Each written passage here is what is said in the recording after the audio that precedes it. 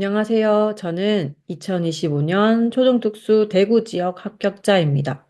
저처럼 육아를 병행하시면서 공부를 하시는 분이나 내가 과연 합격할 수 있을까 고민되시고 걱정되시는 분들을 위해서 조금이나마 힘이 되고자, 도움이 되고자 이렇게 영상을 찍게 되었습니다. 저는 두 딸을 둔 엄마이고, 아이를 낳기 전에는 아동발달센터에서 3년 정도 일을 했었고, 결혼을 하고 출산을 하면서 일을 그만두고 육아에 전념을 했습니다.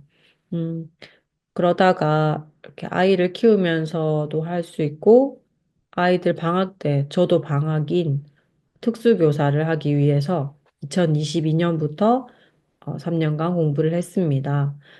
2023년 대비 시험에서는 1차는 커플 2점에서 최종 탈락했고, 25년 대비 시험에서는 1차는 2.67점 커플, 그리고 2차에는 90.5점으로 최종 합격했습니다. 24년 대비 시험은 치지 않았습니다. 음, 저의 공부 시간은 아침에 아이들을 등원시키고 학원에 가서 강의를 듣거나 독서실에 가서 공부를 했고, 아이들의 하원과 저녁은 아빠와 시부모님의 도움을 받았습니다. 그리고 공부하고 저녁에 돌아와서 아이들을 씻기고 재우고 집안일을 하고 나서 남은 시간 한두 시간 정도 더 공부를 하고 잤습니다. 음, 아이를 키우다 보면 아플 때는 어린이집에 보내지 못하는 경우가 많은데, 그때는 이제 공부 못하는 날, 그리고 주말에도 공부를 하지 않고 아이들에게 집중하는 시간을 가졌었습니다. 음,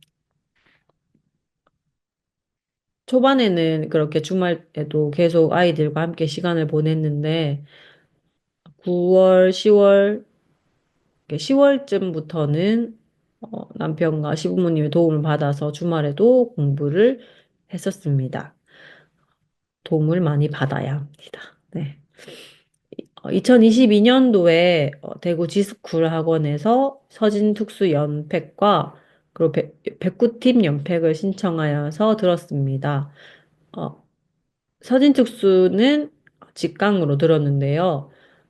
1월에서 3월에는 기본 이론반 강의를 들으면서 학원 강의를 같이 듣는 세 분과 함께 복습 스터디를 했었고, 이때는 보통 한 주에 한 과목씩 잡고 천천히 이해하고 또 서진 교수님이 알려주시는 마인드맵을 기초로 구조화하는 시간을 가졌었습니다.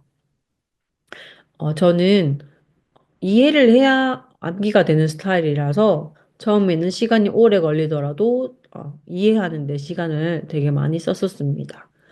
여러분들도 각자의 그런 공부 방법들을 꼭 찾아서 그 방법에 맞게 공부하셨으면 좋겠습니다. 음, 그리고 3월에서 6월에는 기출분석 및 강론 심화 강의를 들었는데요. 이 강의 진도에 맞게 이렇게 복습을 했고, 또 모든 필기들은 기본 이론 체계에 씁니다. 기출에 나왔던 문장을 형광펜으로 표시해 두던가, 없는 내용이면 필기를 하던지, 만약에 양이 많으면 프린트를 해서 붙여 놓았습니다.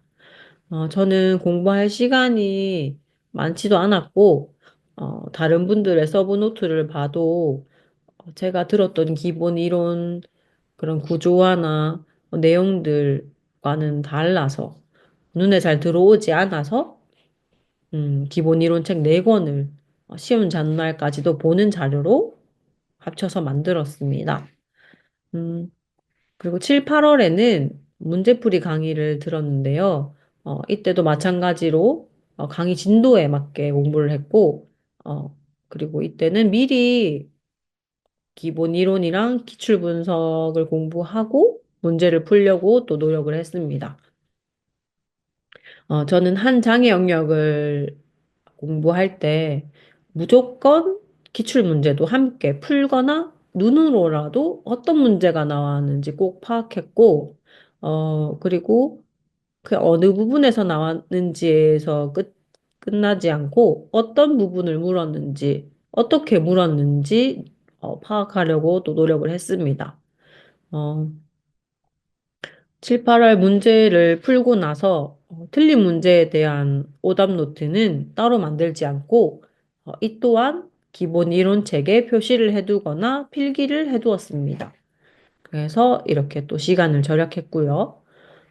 그리고 7, 8월 가기 때에는 한 장의 영역을 공부하고 시험을 쳤을 때 부족한 부분이 내가 어떤 부분에서 부족하고 암기가 부족한지 알게 되고 또 한 장의 영역을 봤을 때 대한 그런 어느 정도 공부가 되었는지 파악할 수 있는 그런 시간이었습니다. 그리고 9월에서 11월에는 모의고사를 풀었습니다. 총 5회였고요. 2주에 한 번씩 쳤는데, 그래서 저는 2주에 한 번 그 기본 이론책 4권을 1회독 하도록 이렇게 노력을 했습니다. 이렇게 계속 반복적으로 기본 이론책을 중심으로 기출 문제나 심화 강론 자료를 더해서 공부를 계속했습니다. 이렇게 기본 이론책을 여러 번 회독하다 보니까 책이 머릿속에 사진처럼 이렇게 저장돼서 대충 어느 부분에 어떤 내용이 있는지 자연스럽게 알게 되고 또 구조화가 되어서 많은 그런 내용들을 암기하는데 정말 많은 도움이 되었습니다. 어, 그리고 초과정은 백구팀 강의를 들었고 또 복습하고 기출 문제를 풀고 그리고 초과정 강의를 모두 다 들은 다음에는 주요 과목 중심으로 이렇게 여러 번 계속 해독을 했었습니다. 눈에 익히려고 노력을 많이 했었고요. 어, 그래서 2023년 대비 시험 결과에서 1차에서는 커플 2점으로 합격을 했었습니다. 저는 솔직히 합격을 못할 줄 알았는데, 다행히 합격을 해서, 2차를 준비했었습니다. 어, 2차를 처음 준비하는 거라서, 그리고 또 주변에 2차를 경험했던 분들이 없어서 좀 되게 막막하기도 했고, 어, 어려웠습니다. 그래도 여차저차 그래도 열심히 그 준비해서 2차를 봤는데, 1.2점 차로 최종 탈락을 했었습니다. 그래서 좀 마음이 심란하기도 하고, 했었지만, 3월에 다시 공부를 시작했습니다. 근데 3월에 공부를 시작을 했는데, 정말 밑 빠진 독에 물을 붓는 것처럼 공부를 해도 머릿속에 이렇게 들어오지가 않았고, 스트레스만 더 많이 받고, 몸도 정말 많이 안 좋아져서 9월부터는 그냥 쉬었습니다. 24년 대비 시험을 이렇게 포기를 했었죠. 음, 지금 돌아보면 정말 아쉬운 시간이긴 한데, 그만큼 몸이 많이 안 좋았어서 쉴 수밖에는 없었습니다. 네. 그리고 2024년 1월부터 다시 공부를 시작했습니다. 음, 1월에서 6월까지는 따로 강의를 듣지 않고 스터디 카페에서 2022년에 공부했던 어, 그 기본 이론 책을 가지고 기본 이론과 기출 분석을 중심으로 계속 반복해서 회독을 했습니다. 음, 쉬었다가 해서 그런지 다 이렇게 머릿속에서 날아가서 처음 하는 마음으로, 다시 시작하는 마음으로 차근차근 준비를 했었고, 2022년에는 수업 모형, 총론, 법, 이런 필수 암기해야 하는 것들을 소홀히 했었다면, 2024년에는 좀 더 신경을 써서 암기를 했었습니다. 수업 모형 같은 경우에는 유튜브에 쉽게 모형을 외울 수 있는 내용들을 많이 참고했고, 점자는 외울 수 있는 팁 같은 것들을 블로그에 찾아서 외웠었습니다. 음, 그리고 총론이랑 법은 조금씩 매일 꾸준히 반복해서 읽고 쓰고 또 외우기도 했습니다. 어, 그리고 이제 7월에는 이제 7월에서 11월까지 있는 패키지 강의를 신청을 하였고, 이때도 강의 진도에 맞게 공부를 하고 학원에 가서 문제를 풀었고, 어, 그리고 2022년과 다른 점은 연도별 기출 문제를 시간 나는 대로 되게 많이 풀어보려고 노력을 했었습니다. 아마 한 9월부터였을 거예요. 어, 9월부터 이렇게 연도별 기출 문제를 풀어보려고 했는데, 풀면서 느낀 게 기출 문제를 늘 끼고 살아도 계속 문제를 풀었어도 연도별로 기출 문제를 푸니까 정말 새롭게 느껴지고 틀린 문제도 되게 많았었습니다. 음, 그래서 꼭 어, 어느 정도 이렇게 학습이 되고 인출이 된다 싶을 때 꼭 연도별 기출 문제를 풀어보는 것을 추천드립니다.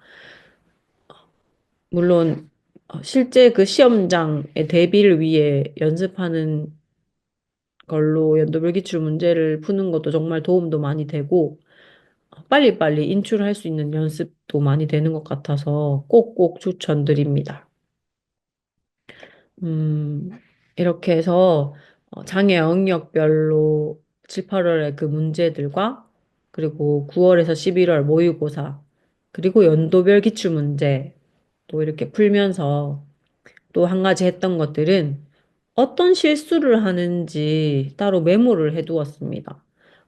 문제를 제대로 읽지 못했다던가, 문제를 읽었는데 문제에서 요구하는 것들을 모두 다 적지 못했다던가, 앞부분만 제대로 읽고 뒷부분은 제대로 못 읽었다던가, 문제 자체를 아예 이해를 잘 못했다던가, 그런 실수하는 부분들을 메모를 했고, 또 중복적으로 실수하는 부분들도 알게 되고, 그리고 또 7, 8월, 그리고 9월에서 11월 그런 학원에서 문제를 풀 때 실수했던 것들이 어떤 것들이 있는지 확인하고, 미리 확인하고, 문제를 풀 때 실수하지 않도록 더 노력을 하고 연습을 했었습니다.